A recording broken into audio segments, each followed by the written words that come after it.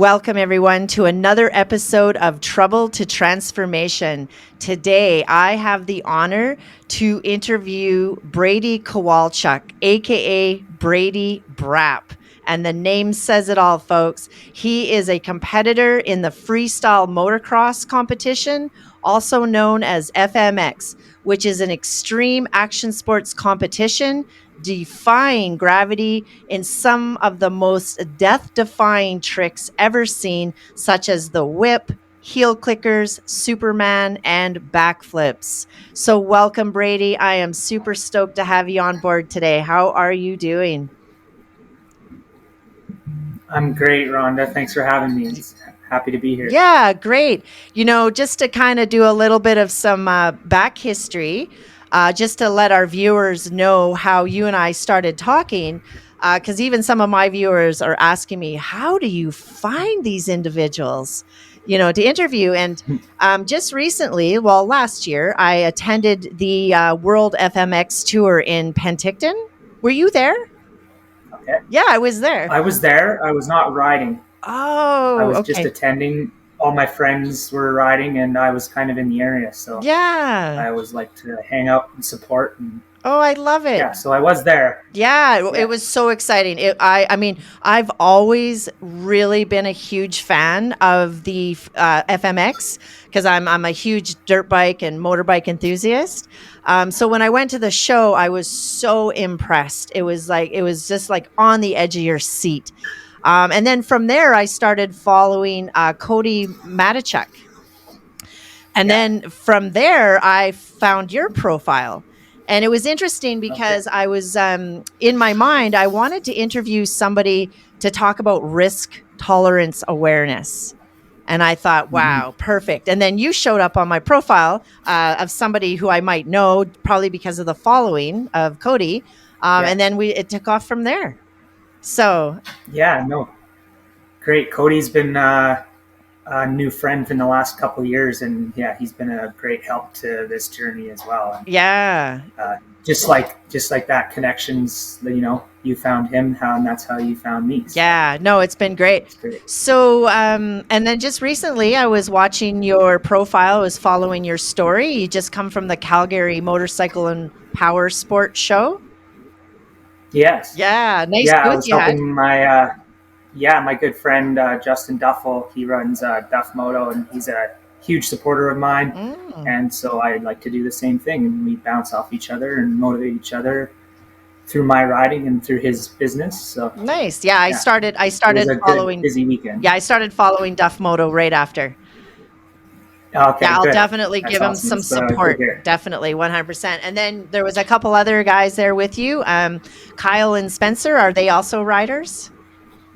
Yeah, Kyle is a snowmobiler, Oh, okay. and Spencer Wilton is an hard enduro off-road rider. Oh, Enduro. I And love it. I Yeah, and I've known Spencer for a really long time. We grew up because that's my background in riding is riding cross country and racing hare scrambles. And so I knew Spenny. I'm a few years older than him, so I knew him when he was just a little guy. And yeah, we've Oh, grown up excellent. into our own respects of the sport. Yeah, that's amazing. It's funny because Enduro, you're speaking a little bit of my language. I absolutely love Enduro. My name of my safety company is actually Enduro Safety, which was kind of influenced by Enduro because on road, off road. I love that. Oh yeah. Yeah. And I actually have a 1975 Can Am Enduro 125. Oh cool. Classic. Yeah, it is a classic. That's It's it. as old as me, and it's still running, like me too. So that's excellent. I love it. So, are you ready to kind of go down a little bit of the life of Brady and where it all started? For sure. Yeah. Okay. I'm S- ready to jump into it. Yeah, because not everybody that rides a dirt bike ends up doing backflips in the air. So No. I just remember, a few times when I was riding my dirt bike and the tires left the ground, how terrifying that was. So it really does take a certain kind of individual, a very unique individual, to want to get into these types of sports. So where did it all start for you? Well, just I'll start at the beginning, I guess, with Mm-hmm. just dirt biking in general. Mm-hmm. I grew up probably 4 or 5 years old when I first started riding bikes. Thankfully, that's what my parents threw me on as a kid, and we did it more leisurely, camping trips kind of thing, riding out in the mountains. Like I said, my background's in enduro. So I grew up riding in the mountains and trails, and trying to keep up with dad or whatever it was, right? And then that progressed into, honestly, I didn't really have the I don't know if you'd call it the outreach, but I thought racing and stuff was kind of above and beyond. It was kind of for people that were, I don't know, some sort of elite class. Mm-hmm. And when I was about 12 or 13 is actually when I met Dustin Duffil. And he was like, "Oh, I race dirt bikes." And I was like, "Wow, you must be really good." And he's like, "Anybody can do it. Like, just show up and sign up." Mm-hmm. So he had me out for my first race when I was about 12 years old. And to my surprise, I showed up and won my first race. So I was actually pretty good at it. And it was something I didn't really know. I thought everybody was kind of above and beyond what I was able to do. So that kind of opened my eyes to that. And then from there, I started doing a little bit of motocross, and that's what kind of got me to like jumps more. I kind of was more excited for every lap to go hit the next jump Mm-hmm. over actually positioning good or being fast. I was just excited to clear that new big jump or whatever it was. Mm-hmm. And then from there into my late teens, early 20s, I just kind of started riding for fun with my friends, going back to my roots of trail riding and exploring in the mountains and stuff, Mm-hmm. which is still one of my favorite things to do. I don't get to do a whole lot of it now because I'm so focused on freestyle. Mm-hmm. And then as I got into freestyle, it was kind of the same thing as I got into racing. I always looked up to those guys, Mm-hmm. and I always thought they were some sort of special human elite person. Mm-hmm. And then once that ball started rolling and I learned how to hit a ramp and learned my first trick, it kind of is a mindset thing where I was like, wow, I could actually do this too if I'd like. I have the bike skill, Mm-hmm. I have the want to learn it. And then from there, it just kind of has turned into this. Now I'm on my 3rd year of doing pretty much just freestyle. Wow. And Amazing. progressing as fast and as safe as I can. Yeah, that's excellent, Brady. And and what I heard there too is that you actually have a lot of support from your family, like your parents, right? Because they were taking you out in I the do, mountains yeah. and camping and doing the dirt biking thing. So it was kind of like a way of life almost for you. For sure, yeah. And my family did it, like I said, on the fun side of things. Mm-hmm. So I didn't have them to be like, you can go race and you can do this. So that I kind of had to learn on my own. But I definitely have them to thank for just getting me on a bike and learning to love the ride and not, because racing, it can be ruined for younger kids, I find too, because maybe their parents are very competitive too and they want to see them do good. Yeah. Whereas it can kind of spoil the sport and spoil the fun, I find. So You find that in I a was lot never of sports. pressured. Yeah. Yeah.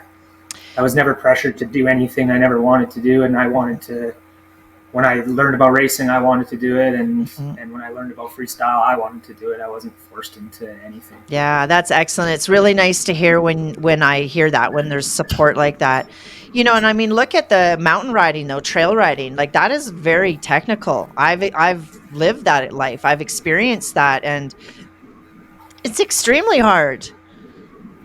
For sure. You got to have a lot of control. I give that a lot of credit for the bike skill that I do have. And then that I find that transfers into any niche of riding that you do. Is if I can recommend anything to anybody, it's to trail ride, because you learn the most bike skill. You might not learn how to jump. You have to go certain places to start to learn that, but you don't want to start jumping until you have a certain amount of bike skill anyways. So for sure. I definitely credit off-road riding to my ability to not crash, I guess I could say, and progress at my own rate. Yeah, well, we're going to talk about crashes too. I've saved that for a little bit further down.